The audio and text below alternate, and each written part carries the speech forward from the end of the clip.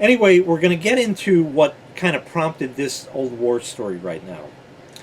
Somebody who I know, it's a friend of a friend kind of type sort of deal.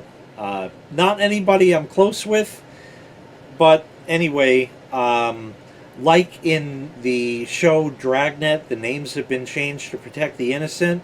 Well, I'm going to do that even though he's guilty here. So his name is Eric, but we're going to call him Bruce. So Bruce has an external hard drive. It's a Western Defective, 1 terabyte, one of them little slim jobbies like yay big, and it's got the USB cable, and you plug it in your laptop, your desktop, whatever, and there's all your stuff. It's a wonderful thing. It's a Western Defective. I had a thing about Western Defective drives way back in the day, and as of like 5 years ago, they really weren't that bad. And the long and short of the story these days is they've kind of really perfected these things, so it doesn't matter if you buy Western Digital or Seagate or something else, but the no-name like bare drives that you don't know the history of or the company or anything like that is I value my data more than that. There is something even more important than an external hard drive. It's that you use it properly. And what I mean by that is it should be used as a backup of the data that you have on your computer. Certainly not as the absolute only device this is stored on. Bruce has 40,000 pictures on this external hard drive and can probably store 40,000 more. However, this was his only copy. Technology has no sympathy. Being that I'm in the circle of friends, so to speak, of course, the question was passed to the friend who then passed the question to me, being the resident computer guy. That's all fine and good. I'm happy to answer a question. Can you look at this? Is there anything you could do? Depends on what the problem is and what's exactly happening. If the drive physically is making noises like a clicking noise, there ain't nothing that's really going to be able to be done. It could just be a bad USB cable. That's certainly possible. In the older days, you had external hard drives that were reasonable. I thoroughly dislike Western Defective external drives because they had changed the interface on them for cost savings, of course. It used to be a standard laptop size, if you're in that realm, standard 2.5-inch laptop size SATA hard drive that would plug into an adapter board that did SATA to USB or SATA to USB, however you want to say it. I mix and match. And you plug that in. Occasionally, that little board would go bad, and the hard drive is perfectly fine. All of the data is intact. You transplant that into a new enclosure, plug it in, there's all your stuff. Still, even though it should only be used as a backup. So if it goes bad, you still have everything on your computer, and the first thing you should do at your very next opportunity is buy a new external hard drive and copy all your stuff onto it so you have a backup. But Bruce was a bad boy, and he didn't do that. And this has all 40,000 pictures, and there is no backup. So I said, well, what's the problem with it? When it's plugged in, Windows says the drive needs to be formatted. I said, well, that could be a few different things. It could have gotten corrupt. The drive could have mechanically had issues. Or maybe the circuitry fucked up. I said, get me pictures of this. So pictures were obtained. And of course, it was the little rectangular Western defective with that USB funny looking connector on there. And I said, all right, I mean, I can look at it. I'll have to pop open the case and see, but I'm pretty certain that, like I said, they did this as a cost-cutting measure. The little green circuit board on the bottom of the drive, and I don't have a hard drive sitting around here, but the little circuit board on there does not have a SATA connection on it. It has this funny USB connection, and there's no other connection on there, no other way to interface with it. Sometimes that connector gets broken, and unless you're doing board level repairs, you're pretty well fucked. Pretty well fucked. And we used to get this at Tiny Middle all the time. All the time. Oftentimes with a broken connector, and basically we tell them, sorry, you're just fucked. But I have everything on there. Well, you weren't using it properly. So like I said, Bruce was a bad boy, and that was his only copy. Now, if you want to just store it on an external hard drive, that's fine. Buy 2, and one will be a backup of the other. You have to remember to image everything over from time to time. Generally, when you're going to plug in one, plug them both in and copy all the new stuff to both. That's the easiest way. Or if you leave them connected and, stuff like that. All these videos that you've been watching for years, hopefully, they're backed up, and there are 4 working copies of these videos. I have 3 hard drives in the house that they're stored on. Could the house burn down and these are completely destroyed? Yep. And that is because I did not implore off-site backup. But that gets really costly. That could be, by the way, as simple as you buy another hard drive, copy all the stuff to that, and give it to a friend. And say, hold on to this for me in case my house burns down. That's a bit excessive. You probably have bigger things to worry about with no house standing at that point. But we have had people Tiny Middle. This was in a fire. Can you do anything?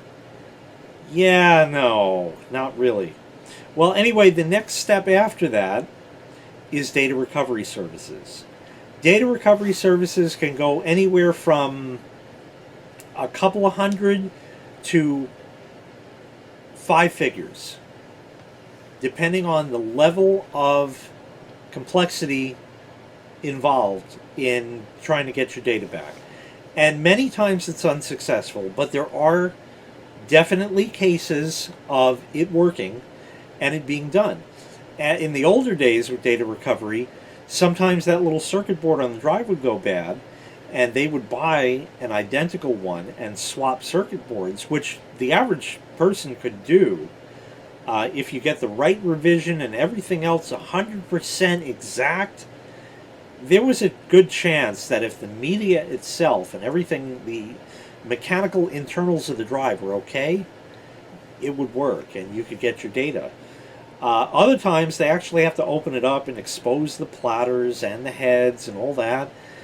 And for that you need a clean room, which is not anything any of us are going to have in our homes.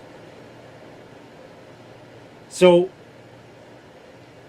the information is told to Bruce that you were a bad boy and you're fucked.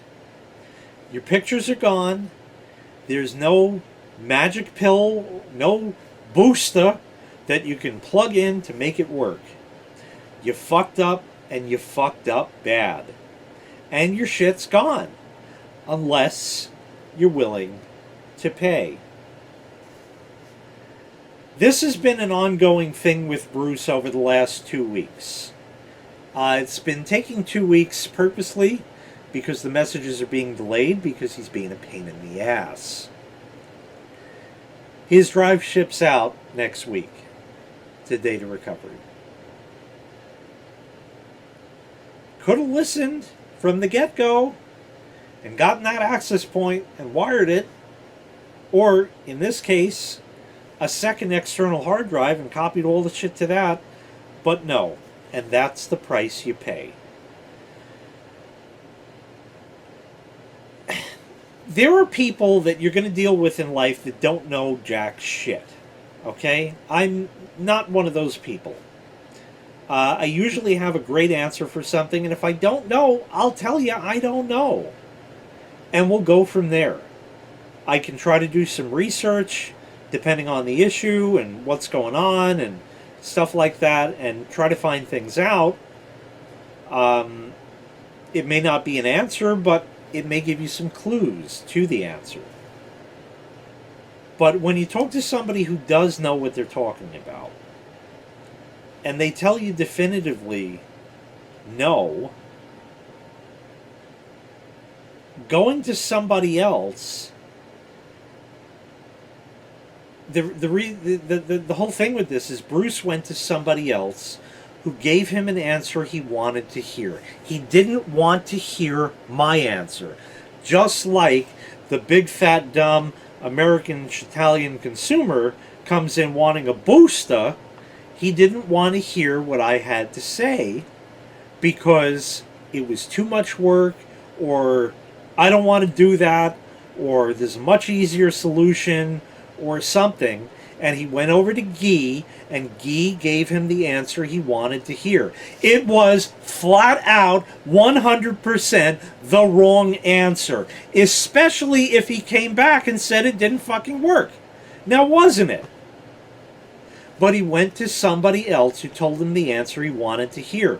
And I dealt with this at Tiny Middle in the shop as well. I would tell customers this, that, and the third, and they didn't like my answer because it was not what they wanted to hear. Another common one that we used to get is they bring their laptop in. Doesn't connect to the internet. Okay, no problem. So I open it up, I turn it on, it boots up, and of course there's a password, and the password that's written down is wrong, or it doesn't work, or LaQuisha at the counter didn't write it down right, or forgot to ask completely, or any of that shit. Not to mention our system sucked, and sometimes the orders were created hastily later on in the 5 minutes a day when it actually did work. But I'd finally get into it.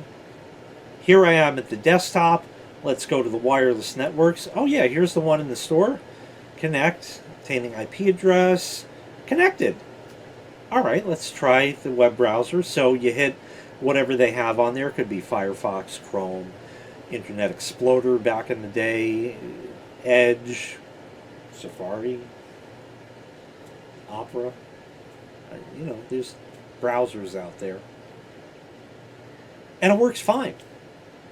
And I would go to sites that were mainstream, like staples.com or tinymiddle.com. Of course, that URL doesn't exist, I don't think. But whatever it actually was. And that would come up. Home Depot, Lowe's, Bed Bath & Beyond. Any like big store that definitely has a website, sells stuff online. Amazon, even.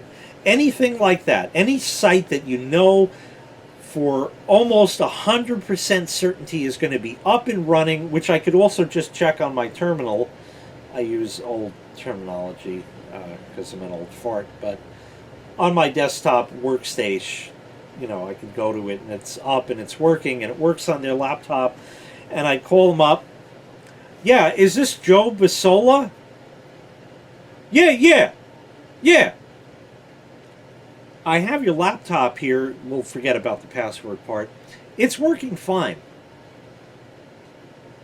No, it's broken. It's definitely broken. It doesn't work. I said, I'm sitting here, I'm looking at Home Depot's website right now. I need to buy a lawnmower. I'm searching on your machine. It's working 100% completely properly. No. What are you telling me no? I'm looking right at it. I can send you a fucking screenshot if you don't believe me. I can take a picture of your laptop on the internet right now. Well, it doesn't work at home. It's broken. It's not broken, sir. All right. Well, I mean, I'm a reasonable guy. What's the problem? The problem is your router. That's impossible. This is bullshit. What are you talking about? My router is working perfectly fine. You have other machines at home that are wireless? Yeah, and they all connect. I have 17 iPads and 46 kids, and they each have a laptop, an iPad, an iPhone, and this and that, blah, blah, blah, blah, blah, blah. And my smart TVs, and blah, blah, blah, blah. Everything else in the house is fucking working. This laptop is a piece of shit. It's broken. It's your router, sir.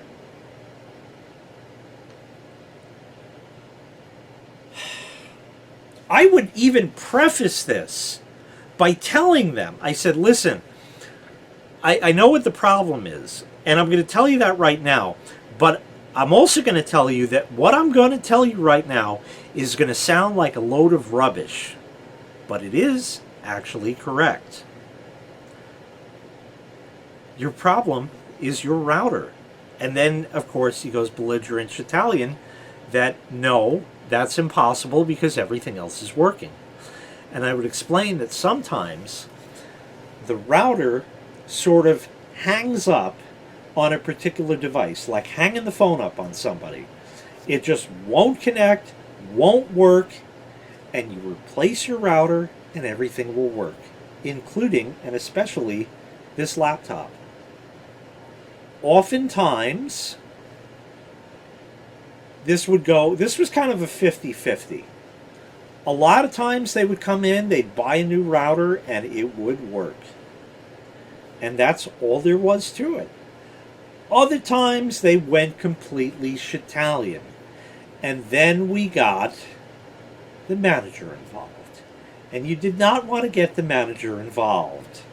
Because then your ass is on the line, my ass was on the line, and he even knew that I was right, but now we have to make nice to the customer, and he's pissed he had to get involved, but that's what you do when you're on the phone, and you're not getting the answers you want. You ask somebody who will give you the answers you want. And we've even had people who even with the machine under warranty, we somehow falsified the information that the wireless card was bad, got a new wireless card, installed it, tested it in the store, it worked, they took it home, and it still didn't work. That was rare, but oftentimes would fix the problem. But again, the wireless card was proven to work, and the fault is with other equipment. But they just wouldn't take no for an answer. Other times, we've actually taken laptops back as a whole and exchanged for something else, which would also solve the problem because it's not that one machine. So I can't tell you, the moral of the story here is I can't tell you to go to talk to somebody else.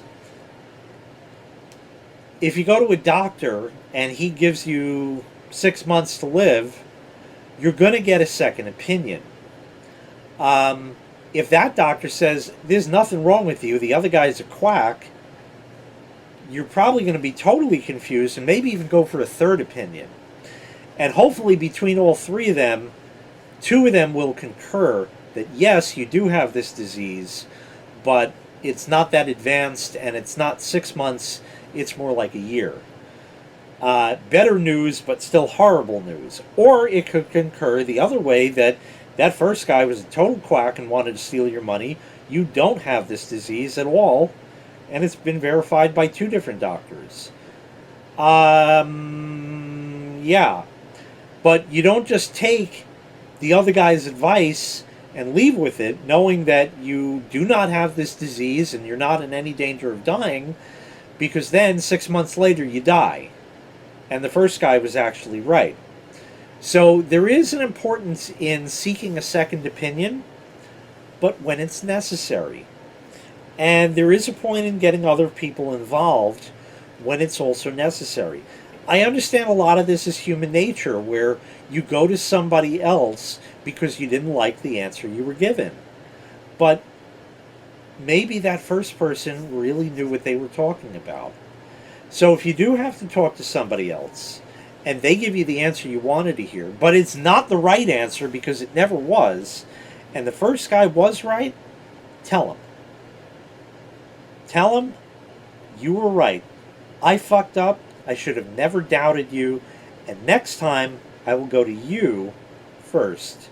And I'll believe what you say because you were right and the other guy was wrong. Take that and live with that. Remember that next time. When you get an answer you don't want to hear and you go to talk to somebody else who will give you the answer you want to hear, they may not be correct. You don't know who's right and who's wrong, but when you find the person who was right, let them know. Let her know. Let it know. Let them know. They, I don't know. Whatever it is. No, we can't even say human beings. I was going to say we're all human beings, but that doesn't even fly these days. Oh, I'm just here. Okay, whatever you want to be today. You want to be a frog tomorrow? Maybe a rabbit. A cat? Maybe a dog. Thursday is dog day. Friday is Saturday is catter day. If you're talking to those people, they don't know who they are, what sex they are. I don't know that you're going to get a correct answer from them. But that's just my personal opinion. Anyway, that's it. That's going to wrap this one up. Just take this all with a grain of salt and remember that the first answer you get, while it was not the answer that you wanted to really hear, maybe it was the right answer. And you could be in for a world of shit with that. Just like learning from your doctor that you have 6 months to live. Not a good thing, but by the same token, wasting time seeing other doctors, you could be living those 6 months out to the fullest. So when somebody's right, let them know. And let them know that you fucked up, like Bruce with the hard drive. We'll see if his data gets recovered. But anyway, that's neither here nor there. It's his money, not mine. Oh well. Live and don't learn.